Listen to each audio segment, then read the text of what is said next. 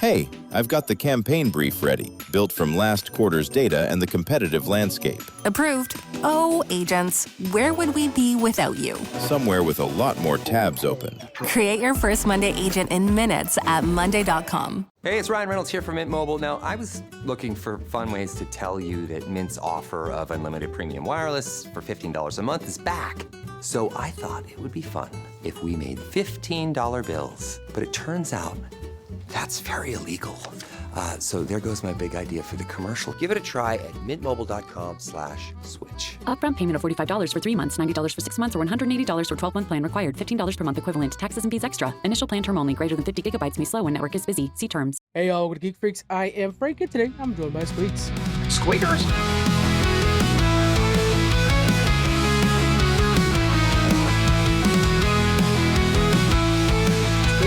We are like, what, 2 weeks, 3-ish weeks away from BlizzCon. Are you ready for this? Man, that's all I've been doing video game wise is playing Blizzard games all day. I haven't touched anything else.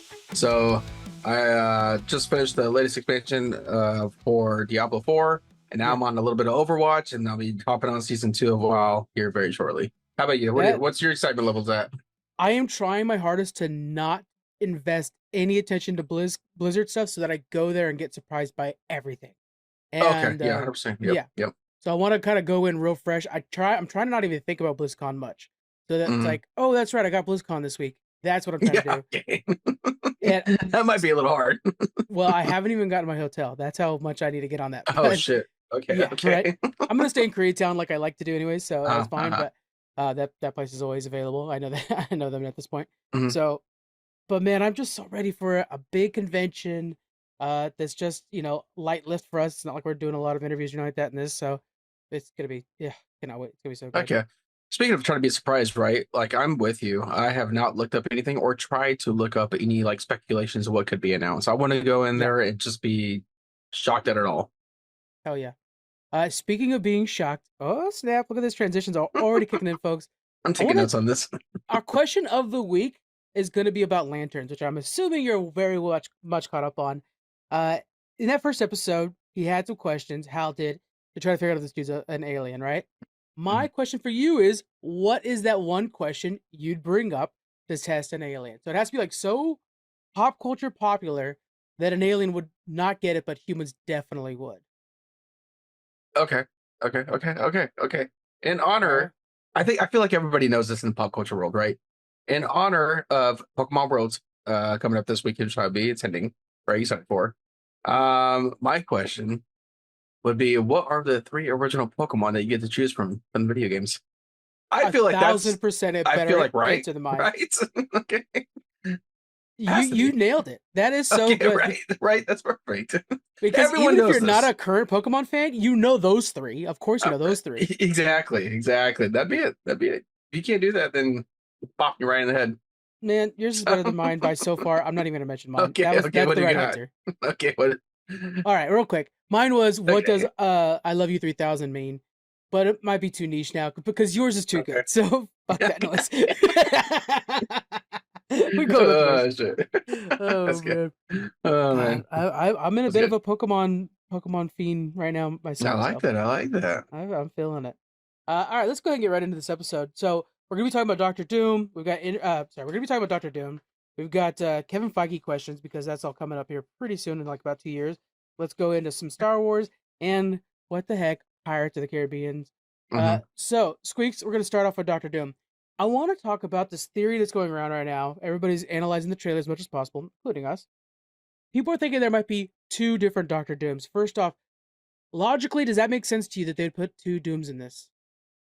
I think logic is kind of out the window right now before we get like Secret Wars and the reset. So nothing really shocks me.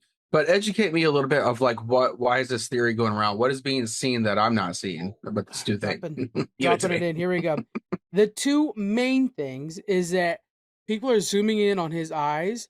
One where he's looking up and another one that's like the frontal. And they say that the eyes are different colors.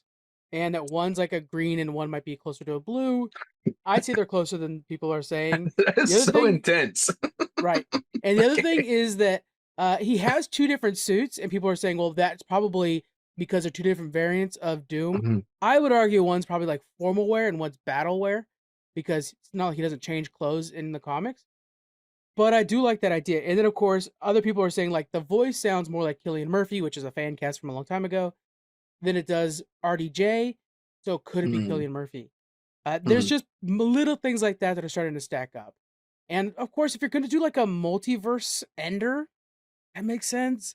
And also, like, how, if they landed this, like, I'm going to tell you right now, if they landed this, even if it's, like, somebody I don't care for, how badass is it to tell us that it's been RDJ this whole time, and then be like, fake out, total different actor, RDJ's the fake out. I'd actually really respect Marvel for keeping a secret for once. Yeah, 100%. I totally agree with that. I think it was kind of nuts that they've been giving us so much already about this. So to have it just be like sight kind of moment, I would really be like, almost refreshing in the movie theater, you know?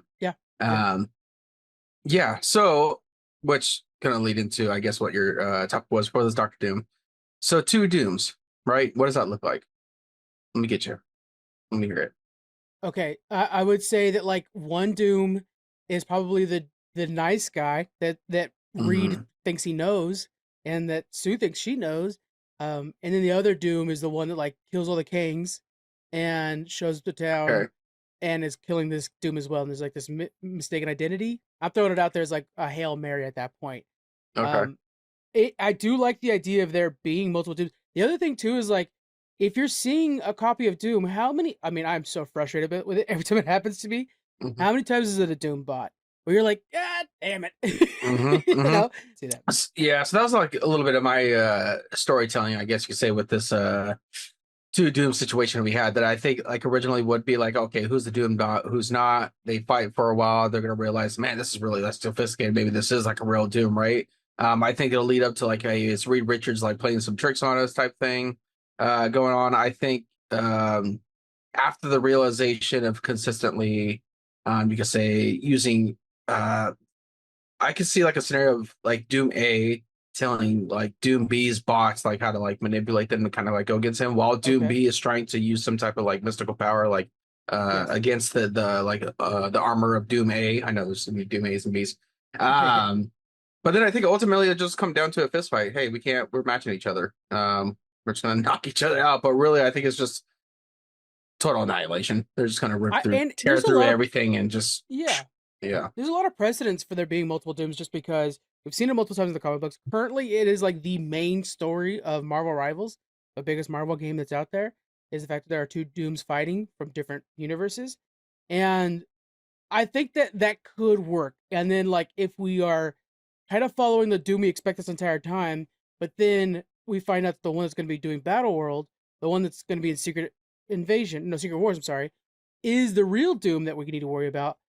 To me, that is really cool marketing ploy for the next movie, because then we only have 1 year for the next movie, and suddenly we're all freaking out over a whole new villain. Plus, if we bring in the Kang of it all, like Kang's entire movie, this was supposed to be Kang Dynasty. The entire gimmick of that thing was a multiverse, different Kangs. So you could still technically do that with Dr. Dooms as well, and save a lot of that story you already planned.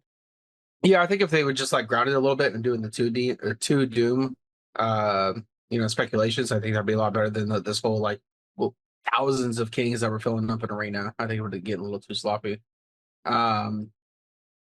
Yeah, so you're thinking that, say, Cillian Murphy, let's just throw it out there. You think he would be the big daddy Doom that goes in there and kills all the kings and then kind of like steps up to Robert Downey and he takes over the second movie? Or I think so. The reason I would say that it would be the other actor, not RDJ's, because RDJ's already got his stamp all over this thing. His betrayal will be a surprise in this film, and the removal of or like the multiverse aspect of it, when we're like singling everything in after Secret Wars, you don't want your Tony Stark to now be the main villain. And it would be insane, like killing Hal Jordan in the first episode bad, if you were going to if you're going to get rid of Dr. Doom after these next 2 movies. He needs to be around more often. So I would see them putting in an actor that they can hire for future films. And Cillian Murphy, to me, yes, I'm a big fan of his, and I think he'd be really cool for that. He might be too expensive. So maybe there is another option out there. That being said, like, RDJ is the kind of guy that like puts all his chips in. And he's just happy to be playing in Marvel again, just because he's a kind of a fan of the fandom. There's a good argument for him being around too. I like the ideas, right?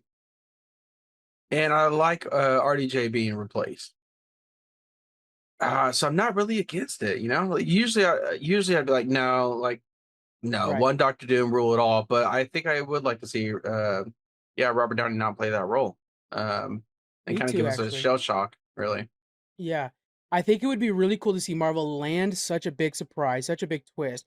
I mean, Hmm. like we saw multiple Spider-Man coming from a mile away, things like that. So this would be a big twist. Hmm. And I think it gives longevity to Doctor Doom if it's not Robert Downey Jr. Yeah. And yeah, I just think all around it'd be really fun to play with. I just don't know if Marvel can handle that. I don't know if they can land that, but I'm rooting for that. I Here's the thing though. I After the years of wanting Mephisto to show up in WandaVision and then in Agatha Yeah. all along, I'm not about to put any hope in this. Are you kidding me? Yeah. I've been hurt too many times by Kevin Feige. It ain't happening no It's so more. crazy that we haven't got him. When he wasn't popping up in Agatha, I was just like, then it's just not going to happen. And I was like, Right. come on, dude. After a Thanos, like, why not? You know, I don't know. I don't know. And to come up into Ironheart, which felt very shoehorned in, and Mhm. not a great spot to introduce such an important villain. I was Yeah. like, man, you're not gonna have him as part of the trilogy. Like, how is he not leading into Vision Quest? But okay, I at least he's in the world, and we got a really good actor for it too. With was it Sacha Baron Cohen? I think is how you say his full name. Hmm. Hmm. Um, I'm happy with that, and again, that's something we could toy with in the future. Maybe if we bring in more Marvel Magic movies in the future. Actually, what the hell? We're talking Doctor Doom. Him and Doctor Strange got to go to hell to save his mama, right? So do that story. Oh You yeah. got my Oh yeah. cash on the table. That's Oh my yeah. favorite Doctor Doom story. Oh yeah. Yeah. Speaking of Yeah. Marvel, let's talk about Kevin Feige. So his contract ends in 2027 after Secret Wars. There's a case for, does Kevin Feige go out? Because right now Bob Iger's getting replaced by a new CEO with Josh D'Amaro, and there's an entirely new team at the upper end of Marvel, and even Kathleen Kennedy is being replaced over at Lucasfilm with Dave Filoni and team. So Kevin Feige's kind of the last holdout, the last soldier on the field, but his contract ends in 2027. Do you think he leaves for greener pastures, or is he, because like also we're also looking at the Marvel universe going through a reset after Secret Wars. So it's Mhm. either a really good time to exit and let somebody else put a signature on this, or you need that veteran there to make sure that this transition happens well. Yeah. I think it's a good, like, a way out, but not because I mean you want a way out, but I think it's a good, like, hey, I've done everything. I've been in this thing since like Iron Man or whatever. And it's a good, right. Like you said, the Marvel universe is going through a reset. Like it could have, like you said, someone else to signature on it. But with that, I think you still need veteran experience. And I think for when Kevin Feige goes out, my this personal opinion, top pick would be I don't know if you know him very much, Brad Winderbaum, and if I'm saying his last name right, Literally the number Winderbaum, one candidate Winderbaum. on my list of candidates. Yes, I go mean, ahead. I think he's my number one. I do have number two, but he's my number one because he's been with Kevin Feige since the Iron Man days. Right. And looking back, it seems like with him, with his experience of with the, I know he's doing all the television, the streaming, animation stuff with the Marvel Studios, but even with that experience, he's still just, it feels like a fan at heart. I mean, I believe that he's well Yes. liked, and I feel like you got some new flavor, but you still have that experience, and I think he'd be, yeah, why not? And as somebody who's led the Marvel television side of things, he's Hmm. used to kind of bringing in characters that are under underknown, and like a Yeah, Wonder Man, yeah. Miss Marvel or whatever. And I think there's something there that could be used in the next generation. Mhm. Um, that being said, like also Marvel Television, it's kind of stumbled lately. They canceled Wonder Man. I can't Yeah. understand why they did that. So there are some. I mean, X-Men '97 is going through a hell of a problem with the Bo DeMaio thing going on, where the season two clearly just borrowed some of his storyline and ditched the rest of it and made a hell of a messy season two. Mhm. All that's under Brad's helm. So would he make these same mistakes going forward? Yeah, that's tough, right? I mean, I think the television, you're bringing in so much, so he's like, "Hey, I'm gonna bring this. I have the opportunity to throw everything out there, really, you know." Yeah. So the quality might not be there, so it gets to like, okay, the quantity, right? And Yeah. I think television has the opportunity. Like, you're not gonna put an Echo on the big screen. Nobody's gonna see that. I'm sorry, throwing it out. I'm putting it out there. Totally fair. But for Totally fair. television. hey, yeah, if I'm sitting down, background noise, do whatever the case may be, I might even like Echo so much that I'll pick up an Echo comic book. So I think the television is just that opportunity to do things with that. I think on the big screen, Yeah. though, I think he'll get it right. I think he'll get it right. If Brad becomes the guy in charge of everything, I think we get a Midnight Suns immediately because he's obviously a Moon Knight Oh, fan. I think he sees kind of that audience, Agatha All Along, to greenlit something like Agatha All Along and Moon Knight. You gotta appreciate the dark side of Marvel, and I think with Brad we get Midnight Suns real fast. okay, I like that. Okay, I want to We see got like Ghost a Rider coming up too, man. That's yeah, gonna be Ghost Rider. Yep. Next up is Louis Despacito. That's my He's- number 2. Yep. Yes, okay. So he's the operational guy, obviously, and he also has been there for a long time. He's also kind of the day-to-day workhorse. The problem with him is he does not have the creative mojo that a Kevin Feige Just has. business, Yeah, Yeah. so would he partner himself up with like a Ryan Coogler? God, Ryan Coogler and try to marvel that actually Blade gets made fast. yeah. What do you think about Louis? Yeah. So I like it, and then I thought about a duo too. Like I don't know if it would happen to happen with Brad, but if you didn't and you wanted that creative flavor, I know you said Ryan Coogler, but I was thinking like I wonder if Jon Favreau would jump into that, and have that duo. And I know he's doing his Mandalorian stuff like that, but he's been around since the Iron Man days as well. And I know he's heavily in the Star Wars with Dave Filoni right now, him right? and Is Dave that Filoni correct? work on all the Mando stuff, but Dave Filoni's Yeah. not. Dave Filoni's now in charge of all of Star Wars with someone else. So Okay. could Jon Favreau be freed up a little bit to? And John's got knowledge of running things. Like not only did he do the Mandalorian stuff, he actually like directed Iron Man. So he actually has been behind the scenes quite a bit. Yeah. How much was he a part of? What are maybe the second Spider-Man?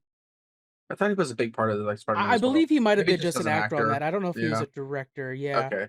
I don't think he was a director. I just thought he was like, did more than just the act in it. But I don't know. I feel like he'd be a nice little, addition to the team. And he's got a stable of friends, not just that's the thing too, is like when you're talking about Despacito, he's got a good group of executives, but does he have the creative team? No. But Jon Favreau, I think he's got a good stable of friends on both sides of that table. So he might be a good person to tag onto this. Looking at the other filmmakers, they get the Russo brothers. Maybe they want to take that helm up. They obviously are who you bring in when you need to save the MCU because they thought they could do it without them. They're making a new Avengers movie. They have to fix the plans from Kang. So what do? The first thing they do is to hire the Russo brothers again. And immediately, I don't know about you, but for me, that was a sigh of relief. It's like, okay, thank God. Well, at least we got the adults back in the room. Yeah. What do you think about them taking over? Yeah, and it might just have to be that thing. So it might be like the DC formula, right? Where like James Gunn is going to be like that creative. Yeah. They bring someone in that has done this and has been successful with it. Bring him in, and now what? James Gunn is with Peter Safran, if I'm correct. Peter so Safran. It might have to be like a Louis and Russo brothers, team up. That would be a really good team too. Yeah. Yeah. The other thing about that is it leans into the A24 model where it's like creators first, and so you can really get some cool. Which we're starting to see Marvel like take chances with that with Thunderbolts, and like Wonder Man itself was a really big chance, filmmaking wise. So maybe there is an option there for the more A24 version. Yeah, what would you say is your biggest wild card play in this too? Like when you're go ahead and finish that up, but tell me what's your wild card. I was just gonna say, you said Thunderbolts, but you just never know when something hits and you bring something new to the big screen, and that's when Guardians of the Galaxy is just as massive success. And I'm constantly reading Guardians, and and I main Star-Lord and freaking Marvel Token. Like come on. Oh, Token! Thank God. I'm like, how do you main him in Rivals? Because I can't. I suck at him in Rivals, man. I never get the chance to play damage on Rivals, so Amen, I just know. I know my spot. It's a tank. I'll sit there. Lock and heals. I know. The rare chance that I'm a DPS nowadays, I'm like, I don't know what to do. Name more, I guess, because I'm like, yeah. Shoot. You're saying like just out of nowhere type of who would maybe helmet? Yeah, I'll give you mine while you think about this. Here we go. Don't get too shocked. Make sure you're secure in your seat. Amon Vellani, Kamala Khan herself, Miss Marvel. I say put her in charge of everything, and here's why. First off, she came into the MCU as an actor. She is an MCU fan first, and she's always been a Marvel fan. So when you hear her talk about the MCU, she acts like we act when we talk about Marvel. Second thing, after playing Kamala Khan, she now is writing. She first off wrote a Kamala Khan comic run, but now she's writing other comic books. So she's not just working in Marvel anymore. Now she's actually getting into the comic book field. I think that if she might not be ready right now because she's too young. But if Kevin Feige wants to actually take her under his wing, give it like 5 more years. Because I know he's got the contract ending in 2027. He could renew that up while he kind of like makes sure the ship's going to be okay for the next few years during this X-Men turnover. But bring in Kamala Khan, bring in Aman Vellani, and I think you have somebody. I know this is why I said it's my wild card. But man, super wild. She will be a creative person in the future that you want to make sure you're attached to. Yeah. I don't know what to begin with that. Yeah, I was expecting a child to take over the helm. Okay. I know, but I have so much faith in her already. Wow. I'm backing her up. Yeah. That's what I was really into that. I didn't know she was like that invested in like the whole comic book world. And then, I mean, I guess that's really what it starts when it comes to like a decision like this for me, at least. Because I don't want my storytelling to be jacked up. I want it to be, how I grew up with it, or anything new going forward. So mine's a little bit more grounded. I would have just said something kind of a little easier, like Kevin Smith, who seems very active in that whole comic world and whatnot, and just to kind of, bring that creativeness on top of, again, to me, both those choices really, I would have to be someone that's teamed up with someone else that, for the business. Yeah, the executive, right? Yeah, because like even with mine, like the reason I really like Amanda Vellani, first off, I liked her because she was a fan, but now seeing that she's like not just writing comic books, but writing comic books for Marvel, for Image, like she's doing that's crazy. Big comic runs now. I have to check these out now. Yeah. Check out her actual Kamala Khan comic run. It was right after the series, and I believe that's the one where they're kind of like shifting Kamala from Inhuman to mutant more. So to put her in charge of something like that, that's wild. That's wild. Yeah. Yes, and I have a lot of faith in her.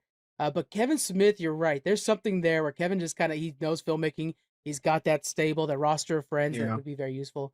There's some good options there. I think what I want is for Kevin Feige to stick around for like another at least 5 years, just so that we could get this next, not just phase, but era, saga onto his feet before he leaves. Because he's definitely been a good hand at the helm. Okay, I like that. I like that. He's changed Hollywood. There's no doubt about that. Yeah, for sure. Heck yeah. Let's go. He really has, man. Sorry, but he really has, because it's been superheroes for how many years now? Like, if you're going to the movies, you're going to see a superhero movie. I mean, it's the big blockbuster, that's pulling the money in. Yeah. It's just always Have you ever like that. read the MCU book? No. Is it just It's a little bit scandalous. It's kind of doing some of the talking like a little bit about the drama that happens, but it goes into like how it was created and like Kevin Feige at the helm and stuff like that. It's a really good book to check out. I think it goes up to, I want to say like Wakanda Forever or whatever, but it's a really good one. And audiobook or reading it, I actually have both versions. Yeah. Very, very good. You have send it to me. Yeah. I will. Yeah. Next up, let's go into some Star Wars stuff. So we had that Ahsoka trailer come out and people are analyzing it like crazy. And it kind of makes you think. We also saw some Starfighter trailer, if you guys were able to watch the kind of leaked footage of it. Star Wars is in a tricky spot right now, as we're like talking about Marvel as well, where we're not too sure about the future. A couple things. Let's get a couple names out there. First of all, we got the Rey movie that's in the works. We have we've got the Mandalorian movie that did not do well. So where's he going? Ahsoka is bringing in Thrawn and gonna have a major war in the middle of the timeline. And we don't in Starfighter. And Starfighter's kind of an offshoot movie that doesn't have any connections to anything. What's your faith? Let's go with that. What's your faith in the Star Wars universe right now?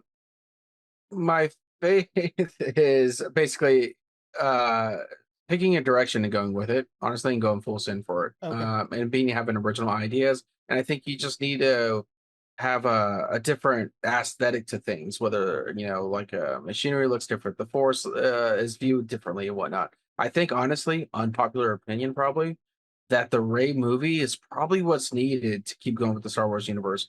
I understand, I know I would love the Old Republic. I don't really care to see, I don't know, whatever. As of right now, my wants to see this Rey movie, I could care less, really.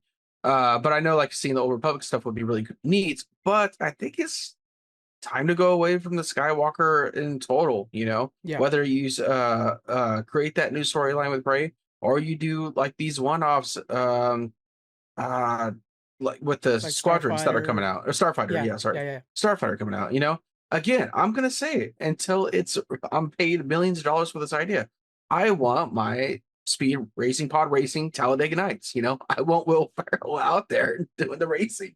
But I think that's what it's gonna take. I think that's what's gonna take for me to really have faith in going forward with Star Wars. What do you need to see from it to kind of, I don't know, to believe in it again? To pick a direction, and I think with Dave Filoni, I think the default is he'll farm the Clone Wars as much as he can. Yeah. But I would like for him to take what he's good at and creating additional lore, and maybe do that to the sequel series. Like, I would argue for a lot of people, not necessarily for myself, but for a lot of people, he would quote unquote saved the prequels by adding the Clone Wars to it and like adding a bunch of context to everything and Okay. making Count Dooku and Grievous and all these people much cooler. What if he did that for the sequel series? We kind of got a little bit of that with Bad Batch, where they were trying to explain why the clones existed for Palpatine. give him that kind of power again. Let him try to do that again. If not that, like I love Old Republic. When you said Old Republic, I was like, I forgot about that. I would love them to do Old Republic. Yeah. But maybe in the Rey movie, if we do actually have a legitimate different feel to things, and when you said like a different aesthetic, I'm thinking, yeah, you know how different the prequels looked to the old movies? Mhm. And so maybe we need that jarring of a change. And I think they tried it with the High Republic in the comics because, man, that felt so crazy different than everything else. That flopped pretty hard. But maybe something like that. What is the aesthetic? Is there something that we can bite to that you are thinking of for the next era of Star Wars? Do you want like polished or gritty, or what are you thinking? Yeah, I think it'd be really neat to see the prequels kind of come back in a way in a very polished the what do you call it? Like just the ships or whatever, little like single ships are very clean and shiny or whatever. I think to bring that back because everything could have been like so gritty or trying to come back from the Empire.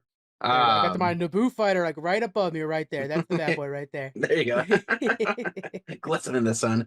I think that would be neat to kind of see that come back, and that pays a little homage at the same time, just giving new visuals really.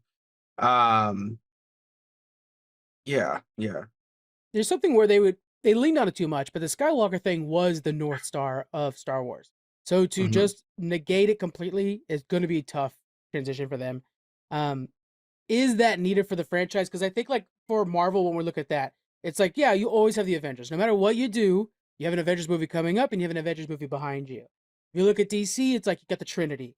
It's not so much Justice League, but you always have a Batman or a Superman or a Wonder Woman thing happening. And so could we have that with this as well for Star Wars without the Skywalker? Yeah, I think we're just gonna have to develop that type of character, really. I mean, there's always a different type of Batman. I know he's still like Batman, but the cape and get up and all that. But I mean, was that Rey's like way of saying my last name is Skywalker and everybody just booing in the movie theater? You know, could that be it? Could that be it? Maybe like just an homage type thing that she's gonna be that next Luke. I mean, it could be. She's gotta move on, man. I don't know. Yeah, I 100% agree. The first thing she's got to do when she's on camera is somehow negate what she said in the last thing she was in. Yeah. Because that just felt so gross. Not because, and let me say this real hard, not because, oh, she's a girl. That's definitely not the case, guys. Yeah. It's only because it doesn't make sense. Like I would argue that she's more of a Palpatine because she's literally from a clone of Palpatine. So like, why would you say you're a Skywalker now? That didn't make any sense. Plus, she didn't spend that much time with Luke. So to claim Luke as your, I just think that there's so many more people out there. She actually probably spent more time with Solo than she did with Luke. Why not take that lesson? I think a lot of it, yeah, for sure. I totally agree with those opinions. I think some of it's too, it's just like a legendary title, and it's just we believe it as in one character that just grew up and whatnot seeing. But I like what I wanted to go back. I like brain farted talking just recently talking, and I was like, man, what was I going to say? But I like what you said with Dave Filoni kind of making the prequels cool with the Clone Wars and stuff like that, right? So if he did that with the sequels, that's what the new ones are, right? Sequels. I like that because I will say I was really digging Kylo Ren in the comic book series run that I was talking to you about with this like whole helmet lone wolf type You thing. sold me on that story, yeah. Like, heck yeah, man. Like, if you could kind of make us care about these characters, because I mean, who really freaking does besides maybe children or something, but there's not a care in the world about any of these characters. So if you can find like have this series and do that for us, you might get a little bit more love with these CGI. Let's look at the Ahsoka series and what that's got to go through. I think one of the bigger problems is the fact that Thrawn is now in this galaxy again, and he came in loud.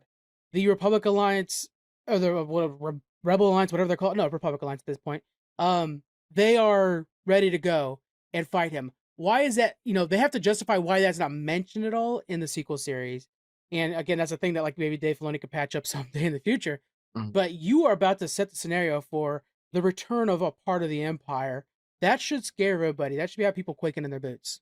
Yeah, yeah. And I do you think that this is just kind of like a one-off thing? Because we know, I don't know. Do you see Palpatine popping up in this thing? Just throwing a random scenario at you? No, I think it's too soon for him to pop up in this, but we Right. could see Snoke. Oh, okay. I like that because I want to see him like somewhat tailor like the work of like trying to get this built back up, you know? Yeah. I like that though. I like Snoke. And maybe it would give some importance with Snoke or like care about with Snoke because the way Exactly. he just was built up and died that quick, I I was it. like, this is crazy. Yeah, I'm looking at my action figures behind me right now. I thought I had a Snoke. Oh, there he is. He's right by the, Yeah. the Naboo fighter. Snoke is right next to the Naboo fighter. Isn't that something? Oh yeah, my the God. pop. Yeah, I just what a disservice for that character. So yeah, that'd be neat. Yeah, I like that.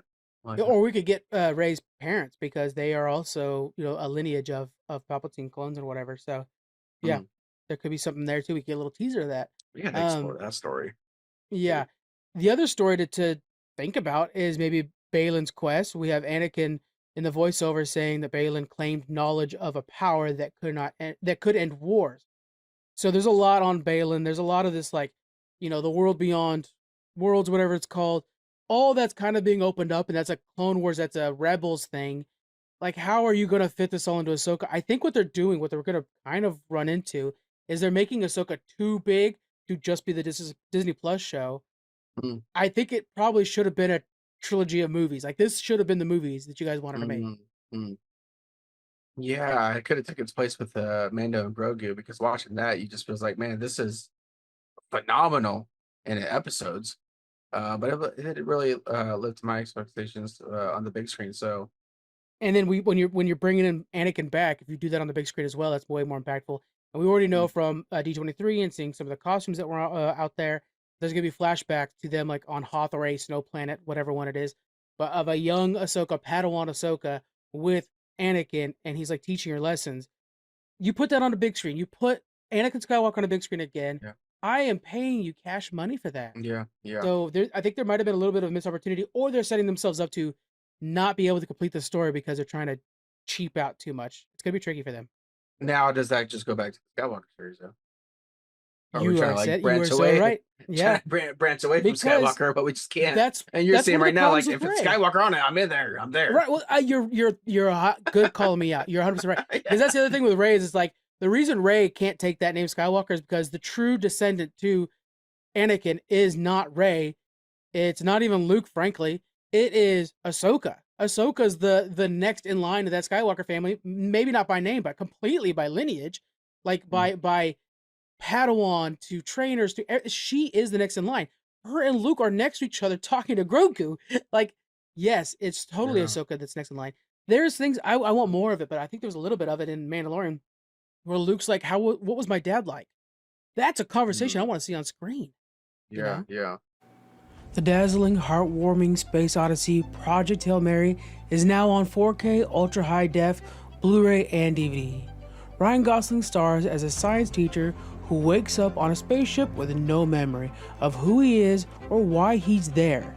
As his memories return, he must uncover the mystery behind a force threatening Earth's sun, and an unexpected friendship may be humanity's best hope.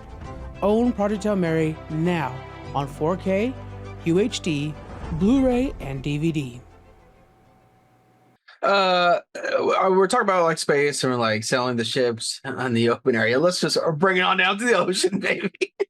The transitions are so peak on this podcast, everybody. Damn. All right. So, big topic: Pirates of the Caribbean. Right? Disney wants to renew this IP. They don't know what direction they're going to go with. So, Okay. I was looking up and figuring this out. They have two paths that they want to do for this thing. They're going to write both scripts and see. Basically, I think what, in my opinion, is what's going to stick on the wall. Right? One script is Margot Robbie's playing Pirate Red, Right. whatever character's name. Mm-hmm. And I don't know if they really have like a direction of what they want to do with her. They just want to bring her in. She's a new character that they introduced in the new Pirates of the Caribbean ride. I'm kind of down to see like a Margot Robbie play this red character. I think the story, honestly, too predictable, and I'll tell you that towards the end when we start really breaking this down. Second script that's being written is a younger version of the current cast. Now, Johnny Depp, even though he had some like altercations with Disney, he seems like he still would express interest in bringing back Jack Sparrow. Orlando Bloom with William Turner is very interested with it. What's his name for Barbosa? Oh, good. God, I couldn't tell you his name. Jeffrey Rush. Yes. Nice job. Nice pull. He has shared stories of how they could bring back Captain Barbosa.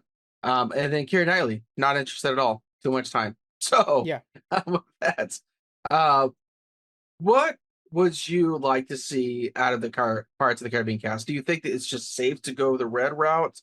Or I think just bringing back old characters as being young is just repetitive BS. It's like a Skywalker story, you know. Don't do the young thing, because first off, here's the thing: is nobody can be Johnny Depp but Johnny Depp. Like you're not gonna find that person. Even when you see them at Disneyland, God bless them, they are trying their best. But the entire time I'm looking, I'm like, you're close, bro. You're not there. Same thing when you go to Universal Studios and somebody's the Grinch, and I'm like, hey, I appreciate the effort. You're not, but you're not Jim Carrey. You know what I'm saying? Same thing goes for old Johnny Depp here. So I think you got to bring in OG Johnny Depp. And I think without him, you might not have a movie on your hands. But I say use the red storyline, but just bring Johnny Depp into it. Because I think we got to ditch everything out of the old, like not ditch them, but like, okay, that new phase, Johnny Depp is over here with Red. And I think Red's a really interesting character, really cool character design. I think she's only in the Orlando one, right? She's not in our Disneyland. She's only in Disney World. She's in Disneyland. Yeah. Okay. Yeah, I don't even know if she's. Yeah. So last I heard that Jerry's like working on getting Johnny back, but like the Robbie movie is still kind of like going forward. That's what I had heard. Okay. So I it seems like the Johnny Depp thing coming back is more of a realistic thing. And I think I personally only see that if he was going to pop up in Red. Here's my jerk off, lazy ass storytelling for Red. Okay, this is what it is. It's a freaking ass little girl that saw Johnny Depp as a pirate, doesn't really cater to the structure of life, wants to be in the open seas. She wants to make a name for herself. Kind of the tomboy story. Johnny Depp with inspiration. Yeah. Oh, you can't do it because you're a girl. Ha ha ha. She ends up doing some cool shit, and now everybody respects her. Fuck off, dude. That's the same shit we see everywhere. Find something new. If that's your script, I'm not going. I don't give two shits. God. Okay. Yes. Okay. I like that. Came strong. I know. Came strong. I know. I like it. I'm trying to Google real fast so I could try to. Here we go. Here's the story I want. Okay. Ooh, Problem is, this is a real life pirate, and she's Chinese. So I don't think it's good for Margot Robbie to play her, but use the story for it. Okay. People getting upset at already seeing it. Okay. Zhen Yi Xiao was a Chinese pirate queen, and she was so incredibly badass that the Chinese government actually made her like basically a senator just so she would stop pillaging their stuff. They had a problem where they kept sending ships to her, and she kept just taking them and claiming the crew, and the crew would just be like, I'm going to join her. She's a more structured fleet than what we have as the Chinese military. And she had multiple husbands that were her bitch. Like, she would just be like, but she would defend the hell out of them. Yes. Hmm. And she just controlled the 7 seas around China. 7 seas, like, that doesn't make sense. But she was so powerful. She was born in 1775. And by the end, they made a new rank for her that was called, so she had the Red Fleet was the name of her ships, was called the Red Fleet. And they created a new title for her. Gosh, I can't even remember it. But basically it meant like she's a lord because we called her a lord. Like they officially made her a lord. It wasn't because she was born into it. And like that I would like to see. Not that she's a rejected because she's a girl and then she becomes an amazing pirate. Yeah. That's just naturally going to happen with any of these stories, I think. But leaning on the fact that she is like the pirate queen. And we could kind of take some of the Blackbeard story, because Blackbeard, not necessarily from the universe of this movie, but Blackbeard kind of did something similar with Carolina, where he would like, I'm going to retire, but then he would take, him and his retired crew, quote unquote, would go up the river and pillage still and stuff. And so maybe you could do some of that, or you could do like the old Queen Anne thing. I think that there's a lot of really cool stories for motivations out of this without doing the tired trope stuff. Yeah. And because people are going to call the tired trope stuff out real fast. This thing's already, with Margot Robbie, like, unfortunately, is going to be swimming upstream. So, like, give us something spectacular and undeniable. Yeah. Yeah. And that's, it's so funny because this, tiresome seeing the same thing over and over again. I just recently watched the Supergirl. Did I think it deserved as much hate as it received? I don't think so, really. But my wife, Sarah, called out right away. She said, I'm tired of seeing this superhero just down on the dumps, doesn't want to be the person, and then comes back and now I'm the hero. I'm like, damn, you're right. We've seen this again so many times. That's what my fear is with the Margot Robbie Red thing. It's just going to be a story we've seen so many times. I don't think Disney is going to have that will to come out with badass story like you just said and have creative. Her already be super cool, like that, and just already be running shit. That would be neat because we could kind of skip all the BS storytelling, whatever. I just don't see Disney ever doing that leap. So when we're looking at things here, I'm looking at the numbers from the last movie, Dead Men Tell No Tales. It grossed $795 million worldwide. And that was the worst one. Still nearly $1 billion. Dead Man Tells No Tales. I believe that's the newest one. Yeah. Man, that was so bad too. Yeah. So that's the lowest grossing one of the five. About $800 million worldwide. $4.5 billion across the franchise from 2003 to 2017. And so I think even if you were to do like a lower budget version of this, the always got to bring things back to Marvel. The Thunderbolts compared to the rest of the MCU. And you can clear that $800 million again. I think that's a success because you're reigniting this multi-billion-dollar franchise. And yeah, I mean, Margot Robbie, sure, make her the lead, but also like you don't need to cast a lot of other people that are named. Get a bunch of no names because boy, that first movie came out. Yeah, we all knew Orlando Bloom because of Lord of the Rings. We didn't really know Keira Knightley too much worldwide, and even like Jeffrey Rush was kind of a low key actor. And Johnny Depp was kind of, on a break, we'll say, kind of the RDJ thing, right? When he became Iron Man, because he had like Sleepy Hollow, I think was kind of the hit before that, which was a cult classic, not necessarily a worldwide phenomenon. That's amazing. Which, by the way, you did make me watch that. And I will say, fantastic movie. Oh, amazing soundtrack. Holy cow, the soundtrack of the movie is so good. Anyway, totally off topic. So I think if you're going to kind of reboot things, reboot it. Don't bring in a bunch of big names. Bring in a small cast. Make it cheap, and I think if you could still hit the worst numbers yet of $800 million, profit for everybody. So is that what you're to see the success of this movie is going to be numbers wise instead of just like review wise? Look, I sadly think that's the only way that Disney's going to see it. But I have been proven wrong. Literally, let's bring up Thunderbolts again. Did not perform super well, but they're still leaning in on the mythos. There are the ideas that they brought up in that movie because they saw that it worked well critically. There's definitely something there. Yeah, no, and that's a shame that if that's the view of it, because you're just using a name then to just bring the money in, Well, the name that they would have to use is Johnny Depp. I don't think Margot Robbie's going to bring the money in. I mean, as Pirates of the Caribbean. Oh, I see what you're saying. Yeah. But like, if you do like Pirates of the Caribbean, Red Dawn, or New Horizon or something like that. Something that signifies like, oh, this is the new start. Yeah. I think it's a good kind of like end of chapter, start of new chapter. Yeah, I love these damn movies. Matter of fact, I just got done watching 3 like a week ago because I was out on a whim. And I'm watching this thing and I'm like, there's something about these movies where they're like over choreographed. It's kind of like with the prequels, like the lightsabers were too easy or too good. But like literally these two guys are fighting on sails that are hitting each other. Like it's so theatrical in a way, right? Like when you're watching it something in a theater, not like an actual theater, and it's like, oh, this is a little bit cheesy, but I fucking love it, man. And so make it cheap, give me more of that stuff. Nothing beats the original. Try to make it the original again. Yeah, I think ultimately you came back from that cruise. You're like, I need to watch Pirates of the Caribbean. You know, you're so right. Yeah, I wish you were on that cruise with me so much, man. It One of was these days. God, what a beautiful place. Alaska is so gorgeous. Man, that was a good one. So let's go with 3 options here. I want you to pick one to stick with. Okay. A Johnny Depp led prequel movie, or maybe just a Johnny Depp movie by itself. Margot Robbie movie lead, and Johnny Depp can join it. Or a full clean reboot with like no names and a micro budget. Okay, so even though it would be neat to see like a previous Johnny Depp, because you hear like the stories of how, I mean, you like the whispers about how he became like whatever he wants to call himself the greatest pirate ever, whatever. I think the Margot Robbie is going to be the best bet.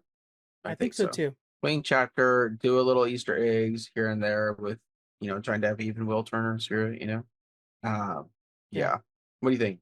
I think that's your best bet too. Actually, I'm leaning on that one myself as well because what she's able to do, which, the Barbie movie, just everything she's always been able to do, she's fantastic. I still think she should be Harley Quinn, even in the DCU. I mean, she was in Suicide Squad, so I guess she could be very easily. She's fantastic. So I could totally bank a movie on her comfortably.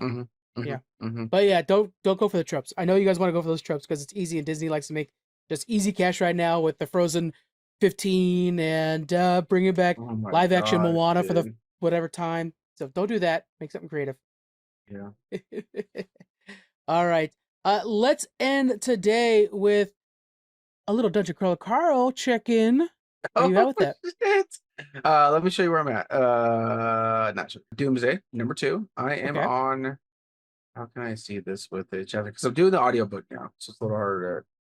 Okay, we're gonna ask about that in a second. I'm very excited about that question already as you're looking through your chapters. Chapter 14. Okay. Yeah. So it's a smaller book than all of them. It's the smallest book. Is it? Okay. Yes.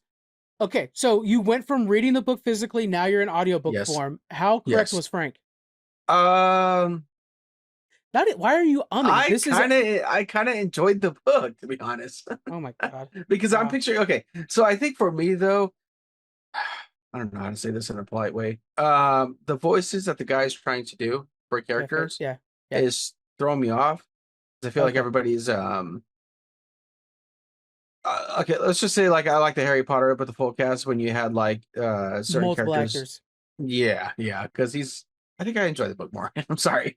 No, that's fine. Hey, look, there are other people who agree with you. I just don't know any of them except for you. I would read it faster if it was the book, because when I'm in the car sometimes I just gotta throw on some gangster rap music before I go into the office and fuck shit up. So man. I feel you. Yeah. Okay, so that's where are you at now? Book fucking 7? No. So I'm on book 4. And I had listened to half of book 4 on the cruise, but then I'm like, man, I'm so distracted with Sudoku and visiting people, yada yada yada. I'm not 100% knowing exactly what's going on. So I restarted book 4. Best move I made. Yeah. Okay. So now I'm past where I was beforehand, and it is the most I've wanted to play Dungeon Crawler Carl, because I think the world that they're set up in book 4 with the bubbles and stuff, I think is like the most complete video game yet. The book you're on right now, I really like, because you're in the carnival section right now, I believe, right? He's in the carnival. I think I just finished all that now. Okay. Yep. And the next section I like a lot too, and it was one of those moments too where I'm like, I remember I know exactly where I was when he does the trick at the end of that book, and I'm hitting the top of my roof like, yes, like the gif of the dude. So book 3, I want to give you the heads up that we give out everybody. Do not keep track of the trains, because it's all trains. Its entire thing is like a subway system, and people have like drawn maps of like, this is what the trains look like, this is what this station goes through. They're purposely incredibly confusing and they don't matter. So just enjoy that one, and it has some of the biggest surprises. Damn, it has some big surprises, but it's so good, man. I've got my Princess Donut right here. I've got a couple of Carl's. Yeah. So I'm like fully in on this. Am I wearing the shirt? No, I'm not. I have some Digital Carl shirts. Clearly overly invested. Matter of fact, during the BlizzCon drive, I'm gonna make sure I've got a fresh book for that one, so that I'm cruising for 5.5 hours, listening to some Jeff Hayes. Nice. Anyways, so make sure you guys are over on your Spotify, on your Apple Podcasts. You're following us. That's one thing that we've been hearing that we need to do more. Drop us a review. We appreciate those too. And we're also doing more YouTube stuff, so follow us over on YouTube as well. And that's about it. We'll see you guys in the next one. Bye. Bye.